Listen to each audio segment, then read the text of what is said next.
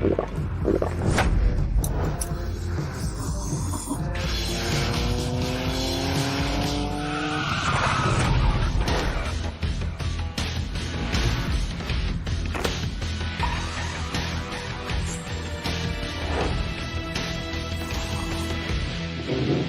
bang makiupo? Ayos lang ba? Anong pangalan mo?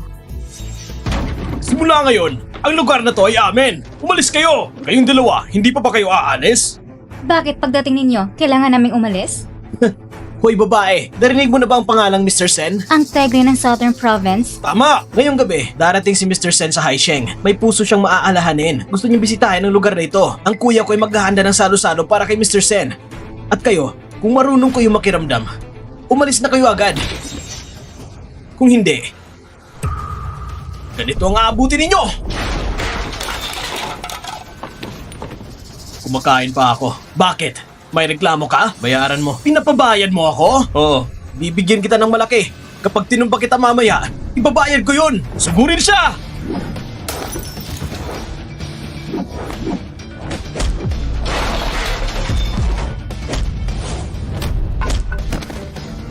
Itong braso mo, huwag mo nang gamitin. Subukan mo lang! Ang kuya ko, siya mismong itinalaga ni Mr. Sen bilang pinuno ng underground ng Haisheng. Kung gagalawin mo ako, hindi ka na aabot bukas! Gusto ko nang makita kung paano ka matatapos ngayong gabi. Ang yabang mo naman magsalita! Bitawan mo siya! Dumating na ang kuya ko! Kung alam mo lang, bitawan mo na ako agad! Sige, dapat marunong kang makiramdam! Nabitawan ko na siya. Nabitawan ko na siya. Sinusubukan mo talaga ako? Ay naku mister, ano bang pinagsasabi ninyo? Siya, tinumba niya ang mesa ko at binasag pa ang mangkok ko. Ako, dinidepensahan ko lang ang sarili ko. Ah, ganun ba? Ibig sabihin, ang kapatid ko ang nagkamali sa'yo. Kung may dahilan ka naman pala, edi... lumuhod ka dyan, dilaan mo lahat ng pagkain sa sahig. Tapos, magbibigay ka ng 3 malakas na saludo sa sahig. Kapag ginawa mo, palalampasin ko ang buhay mo. Matagal ka na rin sigurong kasama ni Ren Shengsen. Ganito bang asal na itinuro niya sa'yo? Sino ka ba para basta-basta banggitin ang pangalan ni Mr. Sen? Gago ka. Ginalit mo ako, pero pwede kitang patawarin. Pero si Mr. Sen, matagal na naghahari sa Southern Province. Halos kalahating siglo na. Binigyan ng titulong Dragon Hall at pinuno ng Jiangheng Group. Magkapangyarihan sa loob at sa labas. Ubod ng yaman. Ikaw bata ka. Nagkaroon ka pa ng lakas ng loob para bastusin si Mr. Sen. Kahit si Ren Shengsen pa mismo papatayuin mo dito, anong magagawa niya sa akin? Mukhang hindi ka makakapaghintay na mamatay. 3 minuto.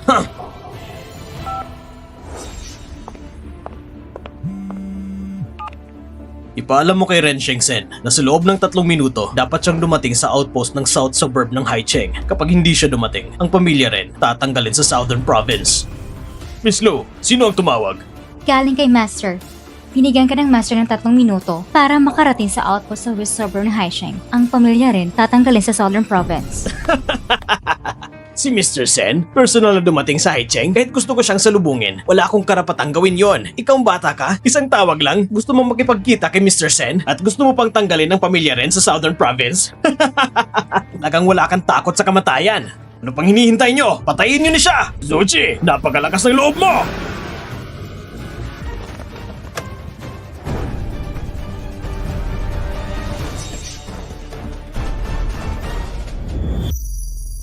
Zoji, napakalakas ng loob mo! Bakit kayo nandito? Mayo ka! Lucen, sumasaludo sa'yo, Master. Ren Shengsen ng Southern Province. Master? Walang silbi! Bulag ka ba? Yung mga tao mo, ayusin mo nang mabuti kung mangyayari pa ito ulit. Ang posisyong tigre ng Southern Province, tatanggalin ko sa'yo. Opo. Mr. Sen! Mr. Sen! Ako! Walang silbing hayop! Dalhin siya! Sumama ka!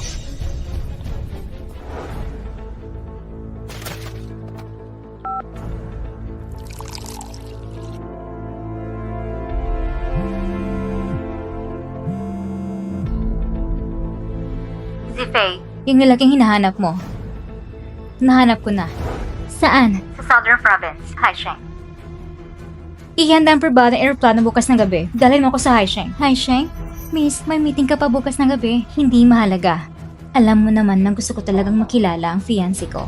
na hindi ko pa nakikita. Kailanman.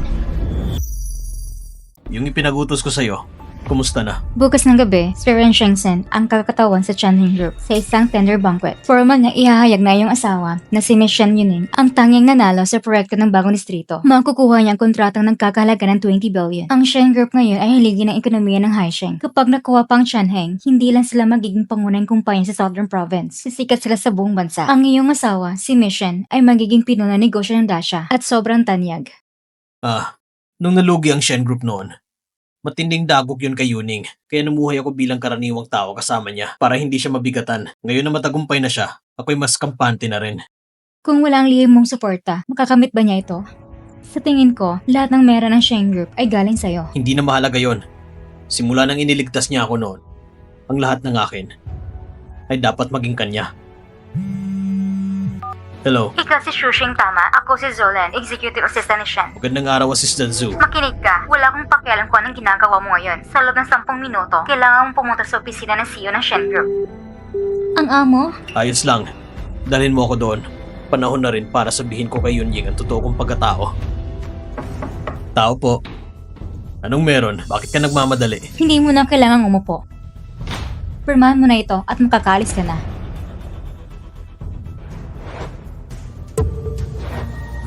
Anong ibig mong sabihin? Hindi mo pa rin ba naiintindihan? Ang kasal niya ni Boss Shen ay wala na. Ang kasalan nating dalawa, sa paningin mo, nakasulat ba sa pera? Sa tingin mo ba kulang? Sabihin mo lang kung magkano at ibibigay ko ang kaya ko. Hindi mo pa rin ba naiintindihan? Ikaw ang hindi nakakaintindi. Para sa'yo, ang kayamanan at kapangyarihan. Yan lang ba ang mahalaga sa'yo? Ang hindi nakakaintindi ikaw, hindi mo pa rin ba makita ang layo ng anggot nating dalawa? Hindi mo alam kung ano talaga iniisip ko. Paano naman yung 5 taon na pag-aalaga ko sa'yo? Mahalaga ba yon? Ang gusto ko, hindi kailanman ang pag-aalaga mo. Ang gusto ko, hindi mo kayang ibigay. Paano mo nasabing hindi ko kaya? Naisip mo ba minsan kung ikaw lang mag-isa, hindi mo kayang dalhin ng Shen Group sa taas? Lahat ng meron sa Shen Group, ako ang nagbigay. Huwag mong masyadong itaas ang sarili mo, Shushing. Ikaw ay isa lamang walang silbing inutil at basura. Tamang sinabi mo, sayang nga lang, hindi niya kailanman mauunawaan ang estado sa buhay ay siyang bumubuo ng pananaw. At siya, walang-wala. Yunying, ito yung relo na nagustuhan mo nung huli tayong nag-date. 3 milyon. Binili ko na ito. Anong sinabi mo kanina? Date? Ito bang dahilan kung bakit gusto mo makipag-divorce? Tama. Pwede mong isipin na ganon. Pero sana maintindihan mo, ang lalaking karapat dapat sa akin, hindi dapat maging isang walang silbing pabigat. Sige, naiintindihan ko na. Pipirmahan ko.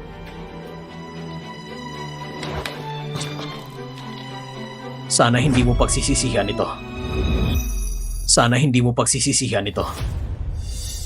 Ikaw, karapat dapat bang pagsisihan ka ni President Shen? Ang Tiangheng Group ay magsasettle sa Haicheng para sa isang proyekto na may halagang 20 billion. Magkakaroon ng public bidding at si Yunying ay napili na ng Tiangheng Group. Panalo na siya bago pa man ang bidding. Paglabas ng resulta bukas ng gabi, kapag inanunsyo na, si Yunying ay magiging pinakasikat na CEO na babae sa mundo ng negosyo ng Daksha.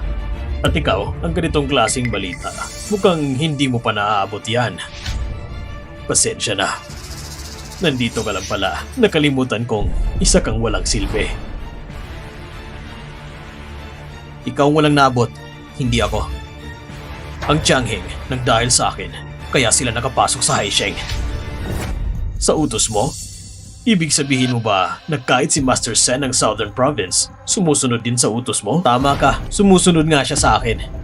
Alam mo ba kung anong pinagsasabi mo? Tama na, dahil sa pagsusumikap mong iligtas ang sarili mong reputasyon. Sabihin ko na lang sa iyo ang totoo, ang Tiangheng at ang pamilya naming Xiao ay matagal nang may matibay na koneksyon. Ang dahilan kung bakit dumating ang Tiangheng sa Haisheng ay dahil sa akin. Ako ang nagayos ng lahat ng yan.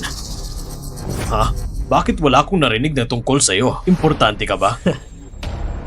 Ikaw ba talagang nagayos? Ikaw si Xiao Shize, di ba? Ano ba talagang klaseng tao ka? Tama na! Hindi makatotohanan, duwag at inutil. Pakinggan mo, Shushing, ang pinakamagandang desisyon ng ginawa ko sa buhay ko ay ang makipaghiwalay sa'yo. Kahit kailan, hindi ako magsisisi. Ayos. Napakabanal mo.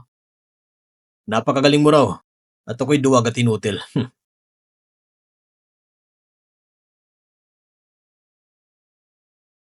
Tandaan mo lahat ng sinabi mo ngayong gabi. Nasaan na yung pulseras? Yung binigay ng nanay ko para sa asawa ng anak niya. Ibalik mo sa akin. Simula ngayon. Tapos na tayo.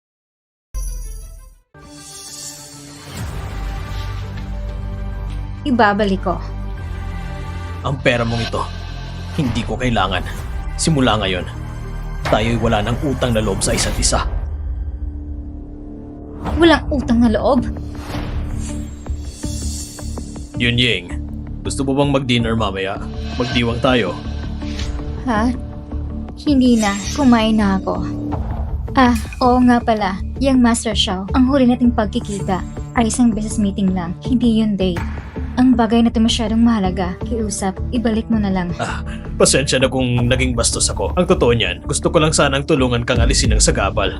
Nga pala Yuning, sa bidding banquet bukas ng gabi, narinig ko na ang taong nasa likod ni Senye ay darating din. Anong ibig mong sabihin?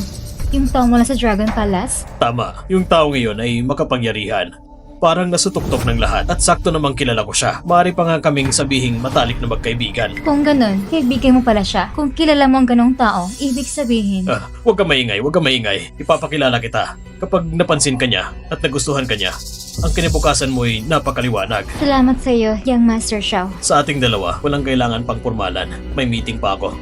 Aalis muna ako. Sige.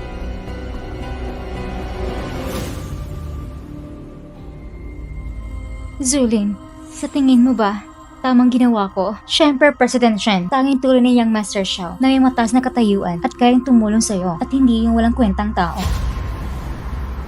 Master, ang pinuno ng pamilyang Xiao sa Haisheng ay nais ialin 70% ng kanilang yaman. Ang Xiao family?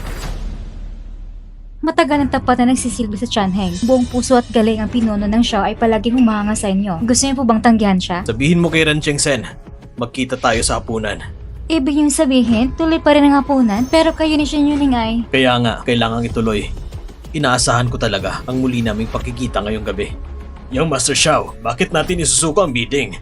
200 bilyon yon. Ang Xiao family at Changheng Group ay matagal nang magka-partner. Ang 200 bilyon, oras lang ang kailangan.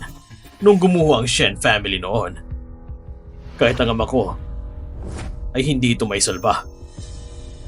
Pero si Shen Yuning, 5 taon lang ang ginugol at napangat niya agad ang Shen family. Ang kakayahan niya ay pambihira para sa isang panandaliang proyekto kapalit ng tiwala sa isang henyo sa negosyo. Sulit na sulit. Bukod pa doon, ang tunay na layunin sa hapunan ngayong gabi ay hindi ang bidding, kundi ang mga makapangyarihang tao. Tama. Ngayong gabi, sa tulong ni Senye, makakalapit tayo sa kanya. Sa ganitong pagkakataon, si Shen Yuning ay mapipilitang umasa sa Xiao family. Sa oras na yon, siya ay magiging akin. Pero hindi ba may nakaraan na siya? Ang tinutukoy mo ba yung dati niyang asawa? Isang hamak na palaboy lang yon. Hindi siya karapat-dapat sa akin. Cheng Yuan, ngayong gabi sa pagtitipon, may darating na VIP. Dapat galingan mo, anak. Huwag ka mag-alala, ma. Siguradong magpapakitang gilas ako. Ma, Chen Yuan. May gana ka pang tawagin akong mama? Kahiwaling-walang sa anak ko. Hindi niyo pa natapos sa mga papiles. Tapos may kinakabit ka ng malanding babae? Wala ka na bang kahihiyan? Master, anong gagawin ko?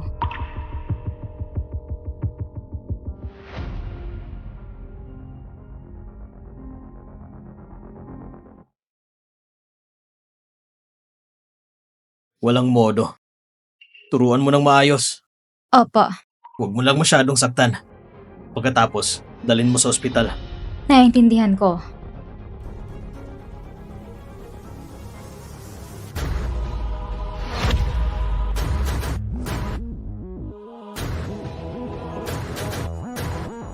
President Shen, sa pagtitipon na ito, sino po ba ang dapat ninyo alayan ng inumin? Tingnan mo doon. Yung tatlong yon ay mga pinuno ng tatlong pinakamalaking grupo sa Nan Province. Hawak nila kapalaran ng lahat ng negosyante sa Nan Province. Paano si Senye? Si Senye, hawak naman yung kapalaran nila. President Lin, President Feng, President Su. Narinig naming si President Shen ay napili ng Jiangheng Group. Kahanga-hanga.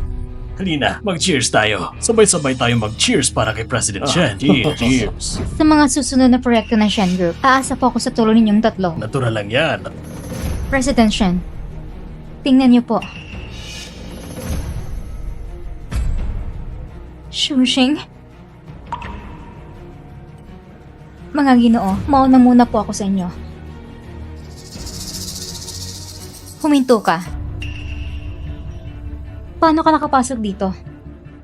Pumasok ako ng maayos at marangal. Nagkukunwari ka pa. Ang lugar na ito, hindi para sa'yo. Sumusunod ka lang sa amin para makapasok. Gusto mo pa rin manggulo kay President Shen? Shushing, ang pagpupumilit mo ay talagang nakakadiri. Kayong lahat, sobrang taas ang tingin nyo sa sarili ninyo. Ikaw? Hello? Yaneng!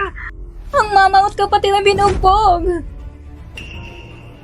Sinong gumawa nito? Nasaan kayo? Si Shushing, yung walang utang na loob na yun. Nagastos niya ang pera mo. Habang may babae siya sa labas, nahuli na naman siya ng kapatid mo. Nang salita ng kapatid mo, binugbog niya agad. Si Shiyuan. Si Shiyuan napunta sa ospital. Pumagit na ako pero binugbog din ako. Anak, ipaglaban mo kami. Huwag mo hayang makalasa si Shushing, ang hayop na yon. Manatili muna kayo sa ospital. Ang bagay na to, akong bahala rito. Bakit mo binugbog si Shenyu at si Mama?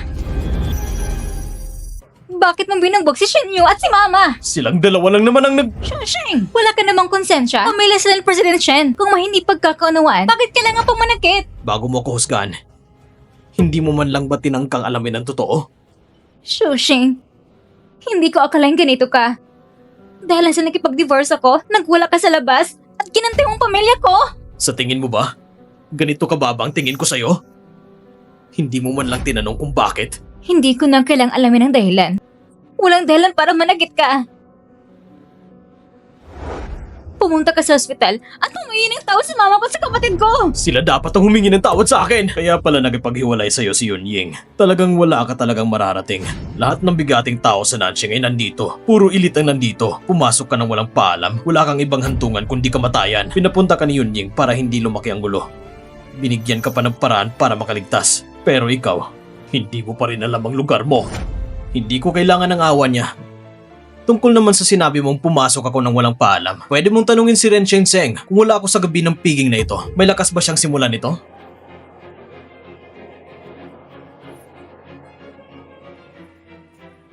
Astig-astigan ka talaga. Wala ka na talagang kinakatakutan. Hindi ba ito ang dating asawa ng CEO ng Shen Group? At ngayon nagyayabang pa dito? Parang naghahanap ng kamatayan. Nasisiran ka na ba ng ulo? Alam mo ba yung sinasabi mo? Walang modo. Naglakas loob ka pang bastusin si Mr. Sen. Lumuhod ka na. Ako? Luluhod? Hindi sapat para gawin ko yon. Ang chairman ng Ding Yue Group? Hindi sapat? Eh kung idagdag mo pa ako, ang may hawak ng 121 International, hindi pa rin sapat. Interesting. Eh kung idagdag mo pa ako, si Zheng Yuan ng Nansheng. Malayo pa rin sa inaakala ninyo. Shushing, ang tatlong taong yan, ang kinatawan ng pinakamakapangyarihan sa buong Nansheng. Isang salita lang nila, wala ka ng kinabukasan. Talagang gusto mong usakin ang lahat. Kung ganon, bakit hindi? Humingi ka ng tawad sa kanilang tatlo. Hindi sila karapat-dapat! Shushing, kung gusto mong mamatay, huwag mong idami si President Shen. Kung ganon, gusto mong isama mo rin kami. Ang pamilya Xiao ng Nansheng. Pamilyang Xiao? Tama. Sa gabing ito, hindi lang si Mr. Sen ang darating bilang kinatawan ng Tiangheng. May darating din na mas mataas pa at ang pamilya naming Xiao ay may kakayang humarap mismo sa taong iyon at makakasama sa pag-akyat sa rurok ng tagumpay. Sa tingin mo ba, sapat na ba yun? Sino ba sila? Ikaw, pamilya Xiao. Kung talagang kaya nilang humarap sa taong iyon, malamang sa mga susunod na araw, maghari-harian na sila sa Nansheng at walang makakapigil sa kanila. Sabi nila, ang taong iyon ay nasa Longdian mismo. Mas mataas pa sa lahat. Alam ko, sa mga sandaling ito, lahat na nandito ay gustong ipagmalaki na naapi nila ako. Pero pasensya na, kayo wala sa kahit sino sa inyo ang karapat-dapat. Sige. Kung titignan ang buong Nansheng sa kabuuang 284 na kilometro kwadrado, ikaw lang ang naglakas loob na kumalaban sa kapangyarihan kung gusto mo maging kaaway ang buong Nansheng. Sige, bibigyan kita ng pagkakataon. Security! Shushing, wala ka na talagang pag-asa. Putulin ang kanyang mga binti. Gusto walang makita kung gaano katigas ang buto ng taong lumalaban sa buong Nansheng. Ang bastos nyo naman at kulang sa kalaman. Alam nyo ba kung sino siya? Umatras kayong lahat. Miss, ipinagtatanggol mo ba siya? Hindi yata ito isang bagay na dapat mong pakialaman. Ang dapat mong gawin ngayon ay humingi agad ng tawad para sa pamilya niyong Xiao, para sa ama mo. Humingi ka ng pagkakataong mabuhay. Kung tama ang pagkakaintindi ko, kapag hindi ko agad hiningi ang tawad sa kanya, wawasakin niya ang buong pamilya namin? Tama. Nakakabilib ka talaga. Hindi pa man natin pinag-usapan ang katotohanang makakaharap namin mamaya ang taong pinakamakapangyarihan at aangat kami sa langit. Sa katatagan pa lang ng aming pamilya, sa loob ng 5 taon sa Nansheng, hindi pa kami nalugmok. Nandyan pa si Senye, na parang tigre sa Nansheng. Maliban na lang kung siya ay may napakatayog na pagkatao. Kung wala naman, anong karapatan yung siraan ng pamilya namin? Porque basta magaling siyang magsalita? Hindi mo talaga alam kung anong kapahamakan ang pinasok mo! Ikaw, Karoon ka ng lakas loob na saktan ako? Bakit? Masama bang saktan ka? Pero sa totoo lang, tama ang sinabi mo nung una. Ang wasakin ng pamilya ninyong Xiao ay parang salita lang sa bibig ko. Lucin, ibigay ang utos. Isulong ang pagpupulong sa Xiao family. Sabihan mo si Ren Chenseng na papuntahin ang pinuno ng Xiao dito agad-agad. Senye, paano nangyari ito? Security, ihanda ang sasakyan. Pumunta tayo sa venue ng bidding banquet.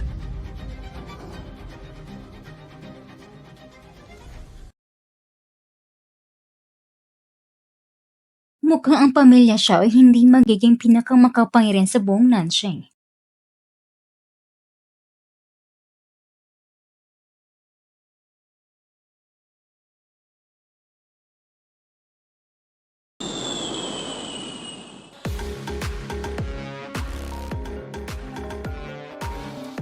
Hello? Zifei, ang imbitasyon, nakuha ko na. Ayos, hintayin mo ako. Paparating ako.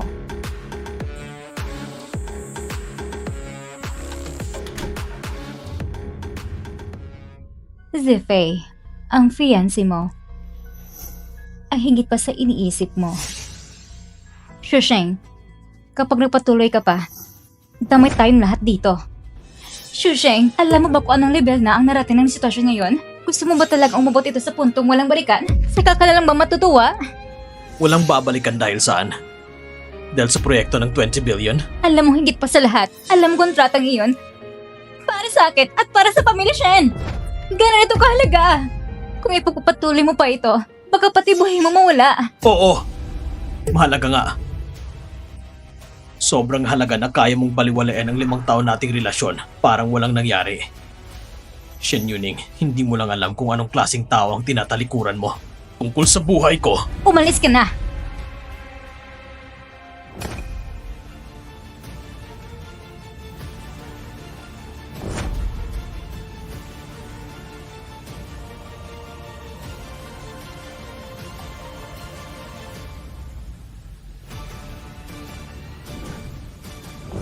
Tingnan natin kung sino magtatagkang gumalaw sa buhay ko. Ang yabang mo ah! Bumaba ka dyan, bata ka! Ang upuan na yan ay pangunahing pwesto ng buong banquet hall. Sinisimbolo nito ang buong lalawigan ng Nansheng na may pinakamalakas na kapangyarihan at pinakamataas na posisyon. Kung hindi si Senye o isang makapangyarihang tao sa yaman at impluensya o isang taong nakakataas sa lahat ay hindi karapat-dapat umupo dyan. Paano mo nasabi na hindi ako isa sa mga makapangyarihan sa yaman? Paano mo nasisiguro na hindi ako ang tao ngayon na kayang pasunurin si Ren Chengsen sa utos ko na mas mataas pa sa lahat? Akala mo kung sino ka? Talaga bang iniisip mo na kaya mong pataubin ang lahat nandito? Ang pagkatao niya, hindi karapat-dapat na pag-usapan. Tama ka. Sa gabi ng piging na ito, habang tinitignan ko ang lahat, para lang kayong langgam. Walang takot at walang pakialam sa batas. Security! Chuching, gusto mo ba ng salamin? Tignan mo nga ang sarili mo ng maigi. Takot na takot kang mapahiya. Kaya puro patutsada ng sinasabi mo. Pinractice mo yan ng paulit-ulit siguro para lang sa palabas ngayong gabi. Pinaghahandaan mo talaga. Tignan natin hanggang kailan mo kayang magkunwari. Miss, maganda ka pa naman. Pambihira pa nga eh. Bakit pinili mong masira ang sarili mo kasama niya? Sayang ka naman. Sa tingin ko, ikaw hindi marunong tumingin. Sa mundong ito, wala pang kayang tumapat sa kanya. Mukhang niloko kanya ng gusto. Sinasabi ko sa'yo, itinapon lang siya ng pamilya Shen. Wala siyang kwenta, wala siyang pagkakakilanlan. Kayamanan, kakayahan, walang dignidad, wala siyang kahit ano. Kapag tinawag ko siyang aso, parang pinupuri ko pa siya. Dahil nga wala siyang taglay na anuman, walang naabot sa buhay, kaya pinalaya siya ng pamilya Shen at walang matirahan. Kaya nagpapasikat na lang siya dito para lang mapatunayan ang sarili niya. Sayang nga lang, matagal nang nakita ni Yuning na wala siyang patutunguhan, kaya hindi siya binigyan ng pagkakataon. Hinangad siya pero bigo siya kaya puno ng galit. Hindi lang siya ng babae sa likod ni Yuning. Sinaktan pa niya ang pamilya ni Yuning. At ngayong gabi, sa bidding banquet na ito, gusto pa niyang magyabang at gumawa ng gulo. Lahat ng ito ay hindi matanggap na makuha ng pamilya siya ng kontratang nagkakahalaga ng 20 bilyon.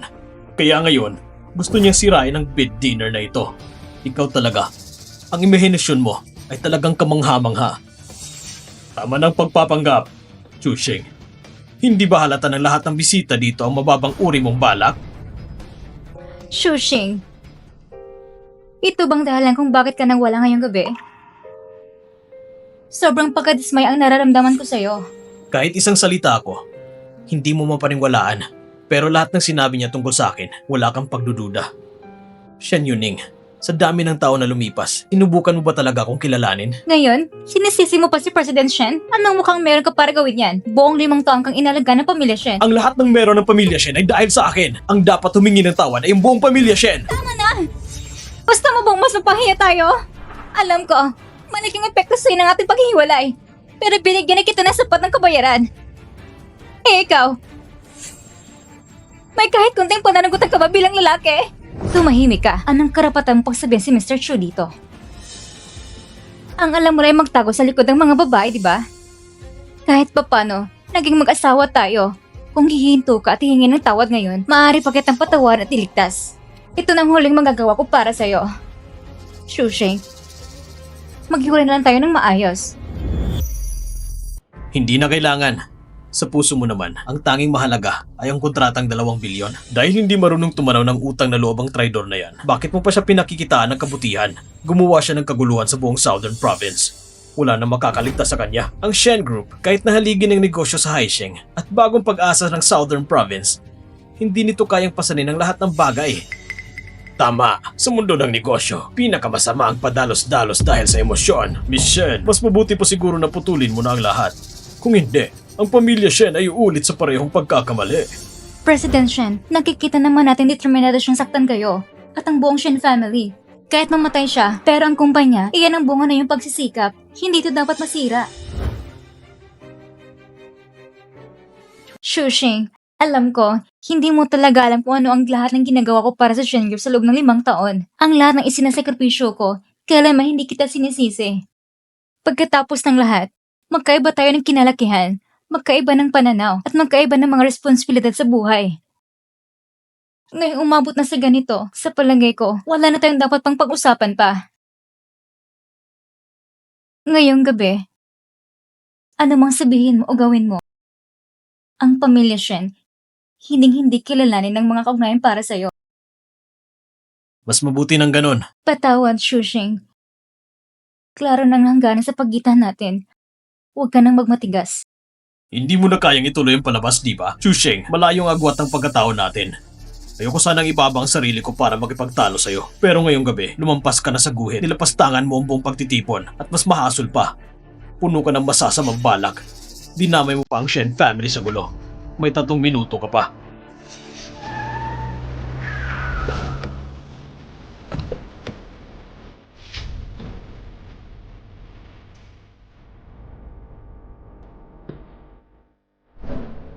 Wala ka ng lugar sa lugar na to.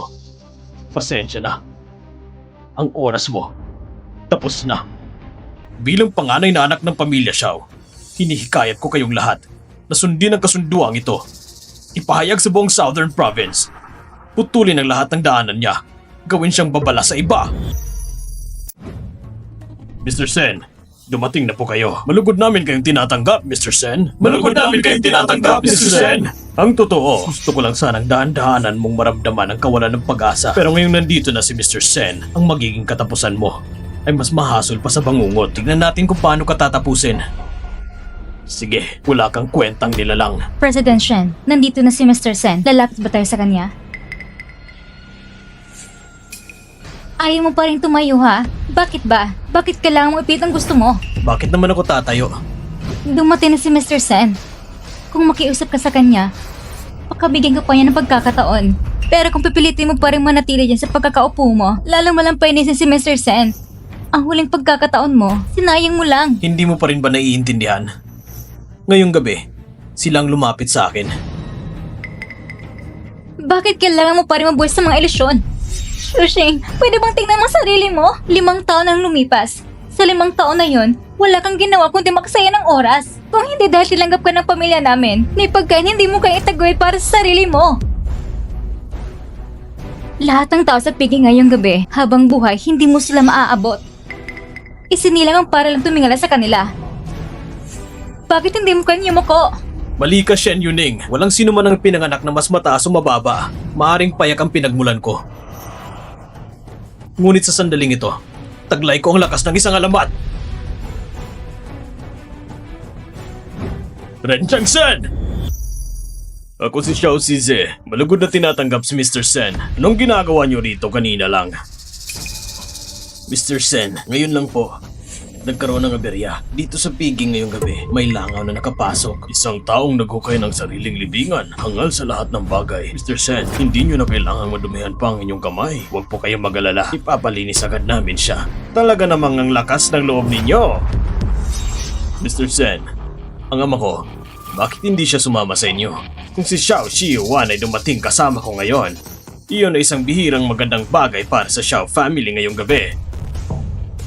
Pero ngayon, alin sa mga mata mo ang nakakita sa kanya?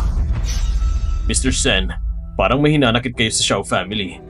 Pero ang pagkahuli ng aking ama ay talagang hindi ka nais-nais. Pero sa ganitong kalabasan, ang sinabi kanina nung lalaking si Chu na kayo raw magdadala sama ko dito, pawang pakitang tao lang. Oo nga naman, isang payaso lang naman siya. Paano nga ba siya magkakaroon ng kapangyarihan gaya ng sinasabi niya? Mr. Sen, kanina po ay nagkamali ako. Ang lalaking tinapon ng pamilya Shen, buong kumpiyansa na nagsasabi na kayo raw magdadala sa aking ama dito. Hindi ko agad mabatid ang totoo at kasinungalingan, kaya nais ko sanang sabihin sa'yo. Ang lalaking tinapon ng pamilya Shen, walang nagawa sa buhay kundi tumira sa Shen family ng 5 taon. Pinalaya siya ng Shen family, isang walang silbing manugang. Dahil sa pagpapalis ng Shen family, nagtanim siya ng galit. Kahit sa labas ng bahay, gumawa siya ng sariling kaguluhan. Ngayong gabi pa mismo, dala-dala niya ang kabiguan sa pilitang pumasok siya sa piging na ito na pinuno ng mga kilalang tao. Isang tender breeding banquet. Parang baliwala lang sa kanyang lahat ng makapangyarihan sa South Province na narito ngayong gabi. Walang galang sa salita, walang respeto sa antas ng tao. Dinumihan niya ang buong pagtitipon. At higit pa, paulit-ulit niyang nilapastangan ang pangalan mo, Mr. Sen. Nakiusap kami sa kanya ng maayos. Pero mas lalo siyang lumala. Walang takot na umupo sa pinakamataas na upuan sa bulwagang ito. Pinagmamalaki pa niyang siya raw ang nasa tuktok ng kapangyarihan sa South Province. Napakayabang. Karapat-dapat siyang parusahan ng kamatayan. Tama, Mr. Sen. Hindi mapapatawad ang kasalanan ng taong ito. Kasama ng ibang mga kilalang tao dito na maglabas ng utos at ipagbigay alam sa buong lalawigan. Puputulin ang lahat ng kanyang daan sa buhay bilang babala sa iba. Ang mga matitigas ang ulo gaya niya. Sa simpleng paglabag niya kay Mr. Sen, dapat siyang mamatay ng 10,000 beses. Ang pagputol sa kanyang kinabukasan ay isang pabor na nga para sa kanya. Ang hindi namin inaasahan ay ang pagdating ni Mr. Sen sa sandaling ito.